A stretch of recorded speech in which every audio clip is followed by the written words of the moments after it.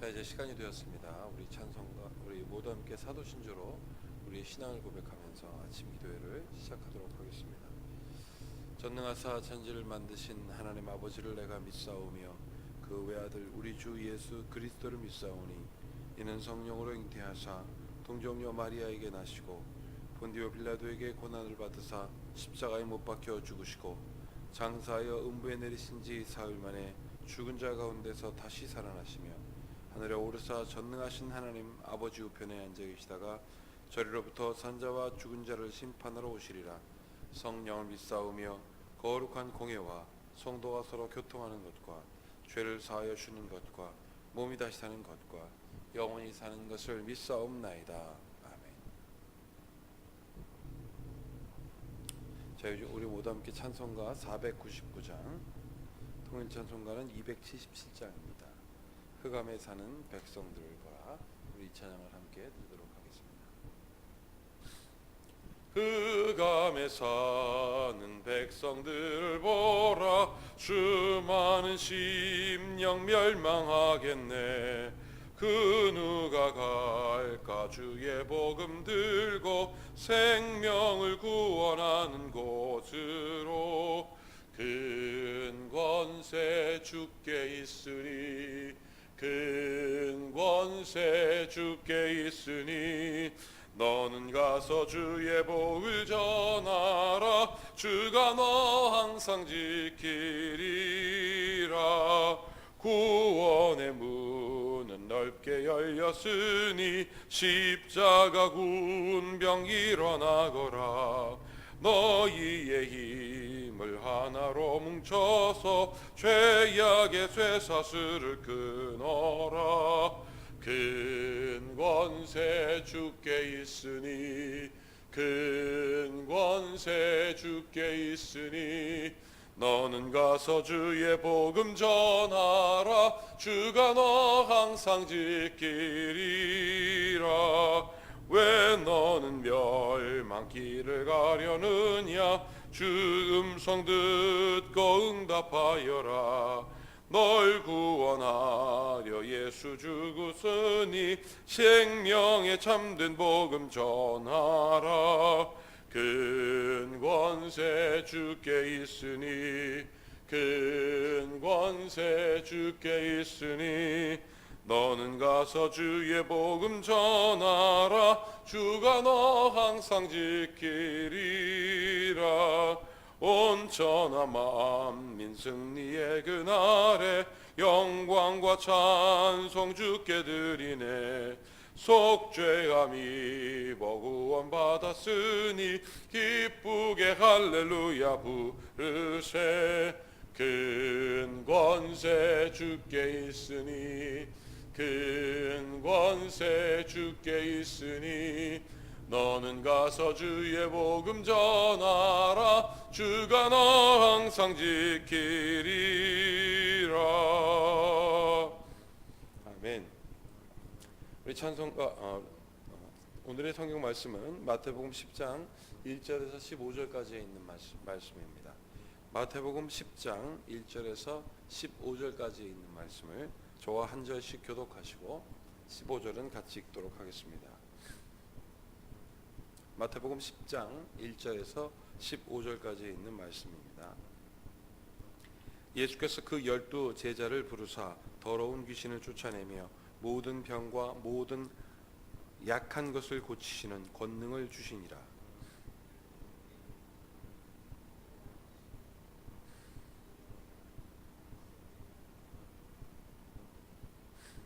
빌립과 바돌로메, 도마와 세리 마테, 알페오의 아들 야고보와 다데오,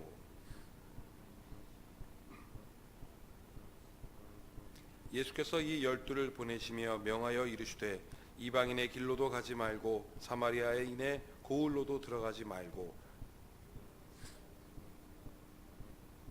가면서 전파하여 말하되 천국이 가까이 왔다 하고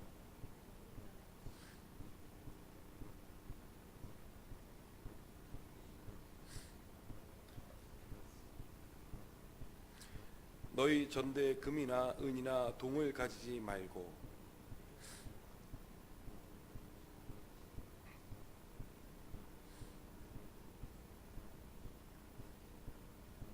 어떤 성이나 마을에 들어가든지 그 중에 합당한 자를 찾아내어 너희가 떠나기까지 거기서 머물라. 그 집이 이에 합당하면 너희의 빈 평안이 거기 임할 것이요 만일 합당하지 아니하면 그 평안이 너희에게 돌아올 것이니라.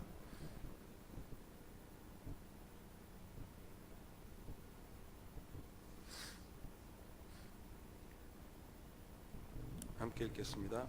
내가 진실로 너희에게 이르노니 심판날에 소돔과 고모라 땅이 그 성보다 견디기 쉬우니라. 아멘. 오늘 이 아침에도 우리 하나님 아버지와 예수 그리스도로부터 오는 크신 은혜가 오늘 아침 기도에 참여하여 기도하고자 하는 여러분과 함께 하시길 축복합니다. 아멘. 오늘 이 말씀은 아주 중요한 말씀이라고 우리 예수님께서 이 말씀을 마태를 통하여 기록하셨습니다. 무엇이 그렇게 중요할까요? 바로 제자입니다. 제자. 여러분들 오늘 마음 가운데 그런 질문을 한번 해보십시오. 나는 제자인가? 나는 예수 그리스도의 제자인가? 오늘 예수님께서 제자를 파송하셨습니다. 12명이었습니다. 예수님에게 관심을 가지고 예수님을 따르려고 했던 수많은 사람들이 있었습니다. 나중에 성서학자들은 예수님께서 승천하실 때 300여 명의 예수님의 제자가 있었다고 하였습니다. 여러분, 그런데 오늘은 300명 그리고 예수님의 그 많은 제자들 관계없이 12명을 지금 그 이름을 써서 기록하고 있었습니다. 12명이 과연 누구일까요? 여러분, 왜 이 12명일까요? 여러분 한번 생각해 보신 적 있습니까? 여기에 아주 재미있는 단어, 아주 우리가 주목해야 볼 단어가 있습니다. 바로 11절 12절에 있는 말씀입니다. 자, 11절 12절에 있는 말씀을 찾아서 함께 같이 천천히 읽어보도록 하겠습니다. 11절 12절입니다. 다 함께. 어떤 성이나 마을에 들어가든지 그 중에 합당한 자를 찾아내어 너희가 떠나기까지 거기서 머물라.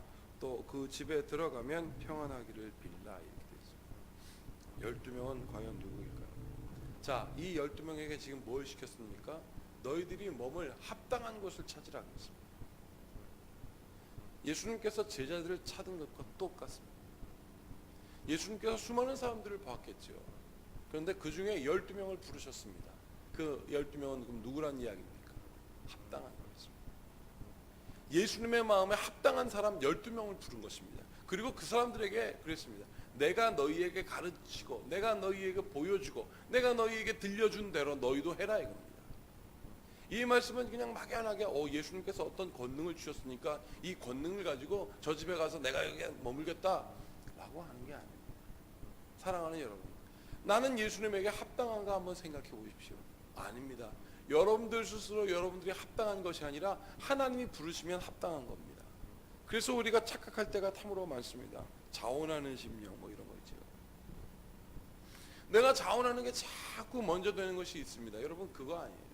그보다 더 중요한 건 뭐냐면 내가 예수님의 제자로 부름 받았는가라는 확신이. 여러분들 다시 한번 여러분들에게 질문해 보십시오. 나는 예수님의 부르심에 합당한가? 나는 그 예수님의 제자로서의 부르심을 받았는가? 오늘 이 말씀을 보면 예수님께서 이렇게 말씀하십니다. 1절에 보면 예수께서 그 12제자를 부르사 더러운 귀신을 쫓아내며 모든 병과 모든 약한 것을 고치는 권능을 주셨다고 했습니다. 12명에게 주셨습니다. 모든 것을 제어낼 수 있는 권능을 주셨습니다. 그리고 그의 이름을 베드로부터 시작하여 쫙 열거합니다. 가룟 유다까지 열거합니다. 이들이 바로 예수님의 제자였다, 예수님이 합당하게 부르신 사람들이었다라고 했습니다. 그리고 이들이 예수님 사역하는 동안 계속 동행하였습니다. 자, 그러면서 6절에 이렇게 되어 있습니다. 자, 한번 보십시오. 5절 6절 이렇게 읽으면 제가 읽어드릴게요. 예수께서 이 12를 보내시며 명하셨습니다. 이르시되 이방인의 길로도 가지 말고 사마리아인의 고을로도 들어가지 말고 오히려 이방인의 집에 잃어버린 양에게로 가라. 예수님께서 가라고 한 것은 원웨이입니다. 이스라엘의 잃어버린 영혼에게 가라 그랬습니다. 물론 마태가 이 책을 기록했기 때문에 이스라엘에 대한 안타까움, 그리고 유대인인 자기 같은 사람들, 예수님 떠났던 사람들이 구원받기 위해 쓴 책이 이것이 맞아요. 그래서 잃어버린 양에게 가라라고 말했지만 여러분, 이것은 사실 이 책만의 이야기가 아닙니다. 상징적인 것도 있습니다. 이곳으로 사마리아에게도 가지 말아라, 이방인의 길로도 가지 말아라, 오직 한 길, 내가 너희에게 정한 길로만 가라, 이거예요. 예수님께서 여러분들을 부르셨고 그 부르심에 내가 아멘이라고 응답한다면 나는 예수님께서 부르시는 길로만 가면 됩니다. 그런데 우리가 자꾸 근심과 걱정과 어려움과 생각이, 그리고 나의 희망과 물질이 마구마구 뒤섞여 있어요. 그거 부인할 수 없습니다. 그러면 우리는 어떻게 해야 할까요? 이렇게 말씀하셨습니다. 9절 10절 이렇게 되어 있습니다. 너희 전대 금이나 은이나 동을 가지지 말고 여행을 위하여 배낭이나 두보롯이나 신이나 지팡이를 가지지 말라. 이는 일꾼이 자기의 먹을 것을 받는 것이 마땅합니다. 너희는 그냥 일꾼이 아니다. 내가 부르는 합당한 일꾼은 물질 걱정, 먹는 걱정 하지 않는다는 사실을 믿어라는 것입니다. 사랑하는 여러분, 반드시 하나님께서 부르신 그 부르심에 합당한 사람은 하나님이 채우신다는 사실을 믿으십시오. 바둥바둥 거린다고 절대 되는 것이 아닙니다. 우리가 그러면 원웨이, 잃어버린 양에게로 가라는 뜻은 무엇일까요? 상호작용입니다. 예수 그리스도를 향하였던 제자들은 같은 길을 갔으니 같은 길을 되돌아볼 수 있었던 거예요. 우리가 하나님을 향하여 원웨이로 쭉 가면 그 원웨이의 뒤안길이 보일 것입니다. 그 뒤안길이 무엇입니까? 예수님 모르는 사람들을 위하여 보이는 그거 한 가지. 근데 우리는 보이는 게 너무 많아요. 마음에 들지 않는 것이 너무나 많다는 거죠. 신앙생활할 때. 아인슈타인이 미국으로 망명을 간 다음에 스탠포드 대학에서 신학 공부를 했습니다. 그리고 거기서 이렇게 인터뷰를 했습니다. 어떻게 망명을 오게 되었습니까? 아인슈타인이 이렇게 얘기합니다. 독일에 나는 훌륭한 과학자로 알려져 있는데요, 흔히 천재라고 알려져 있는데 미국에 가서 난 이런 말을 하겠습니다. 독일에 있는 과학자들, 독일에 있는 명망 높은 사람들 모두 다 나치에 굴복하였습니다. 모든 사람들이 그렇게 했습니다. 그러나 굴복하지 않은 딱 한 부류가 있습니다. 오직 기독교인들만 굴복하지 않았습니다. 이 사람이 그게 잊혀지지가 않아요. 그래서 스탠포드에서 공부를 하게 됩니다. 그리고 나중에 이 사람이 노후에 스탠포드에서 그런 강의를 합니다. 많은 사람들이 과학이 논리를 얘기하고 많은 사람들이 과학이 힘이라고 말하지만 교회가 주는 힘은 과학이 분리할 수도 없는 그러한 완벽한 논리를 갖고 있는 것이 바로 교회다. 그것이 바로 하나님이 세상을 사랑한 그 사랑이다 라고 했답니다. 사랑하는 여러분, 하나님께서 우리에게 사명을 주시고요, 그게 바로 제자들에게 지금 잃어버린 양에게 가라는 것입니다. 그리고 그렇게 하면 내가 너희에게 약속하겠다 하였습니다. 그리고 하나님께서 우리에게 또 무엇을 주셨습니까? 이것을 할 수 있는 권능을 주셨습니다. 그러면 여러분, 약속과 사명과 권능, 이 중에 단 하나라도 빠지면 안 됩니다. 우리에게 하나님께서 사명을 주셨으면 그 사명은요, 권능이 있어야 돼요. 권능이 있어야 사명을 유지할 수가 있습니다. 그런데 이 권능은요, 약속된 권능이 아니지 않으면 그거는 다 가짜입니다. 그 우리가 여러분 제자 되는 게 참으로 쉽지가 않습니다. 하나님, 내게 하나님께서 사명 주셨음을 믿습니다. 나의 삶을 통하여 하나님께서 사명 주셨습니까? 그 사명에 대한 권능을 허락하여 주시옵소서. 그 권능에 대한 약속을 주시옵소서. 그 약속에 대한 확실한 이 부르심의 세 가지 은혜가 제자예요. 사명에만 불타는데 능력이 없어요. 뭘 못합니다. 능력은 많은데 목표가 없어요. 그럼 뭐 돼지나 마찬가지입니다. 사명도 있고 능력이 있는데 개런티가 없어요. 누가 그렇게 해주겠다고 보증해 준 사람이 없다 이거예요. 약속이 없어요. 사랑하는 여러분, 그러나 우리에게는 예수 그리스도를 믿는 자에게 능치 못함이 없다라는 능력을 예수님께서 말씀하셨습니다. 나 이외에는 다른 길을 갈 수 없다라고 주님께서 말씀하셨습니다. 그리고 예수님께서 말씀하셨습니다. 나는 길이요 진리요 생명이다. 약속과 사명과 능력 다 허락하셨습니다. 그걸 아는 사람이 제자예요. 다시 한번 오늘 이 아침에 그것으로 분명해지는 여러분들 되길 축복합니다. 그러면 우리가 살아가는 모든 삶이 흐릿한 막연한 안개 속 같은 삶이 아니라 빛된 삶이에요. 제가 이번에 외국 여행을 가서 잊혀지지 않는 한 장면이 있습니다. 홍콩을 갔다 마카오를 갔더니 가이드가 그러더라고요. 마카오에는 엄청나게 높은 산이 있다는 거예요. 내가 본 건 아닌데 그 산을 오른쪽으로 보십시오. 이렇게 딱 오른쪽으로 갔더니 해발 600m나 된 아주 엄청난 산이라는 거예요. 해발 600m가 아니라 해발 90m예요. 90m. 근데 저게 왜 유명한가 그랬더니 세계에서 최초로 등대가 세워진 곳이 바로 거기라는 거예요. 그래서 저기가 모든 길의 시작이라는 이름의 등대를 갖고 있더라. 사랑하는 여러분, 비록 작은 것 같지만 하나님이 빛되게 하십니다. 그 빛되게 하는 것에는 여러분 사명과 약속과 능력이 따라오게 돼 있어요. 이 세 가지는 떠나지가 않습니다. 나는 오늘 이 아침에 기도하는 여러분들에게 축복합니다. 하나님께서 여러분들에게 잃어버린 영역에 찾아가라고 사명 주셨습니다. 그리고 여러분들이 이것을 감당할 수 있도록 하나님께서 여러분들에게 주신 탤런트라는 능력을 허락하셨습니다. 그리고 예수 그리스도 이름으로 인한 약속을 여러분들에게 허락하셨습니다.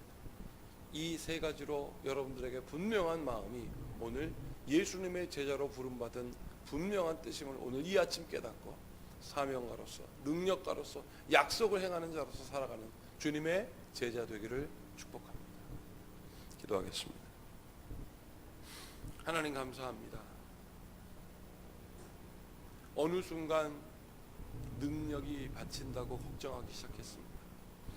어느 순간 우리의 삶이 힘들어져 사명이 흐릿해지고 어느 순간 우리의 삶에 사명도 흐릿해지고 능력도 없어 약속이 있었나라는 의심도 하게 됩니다.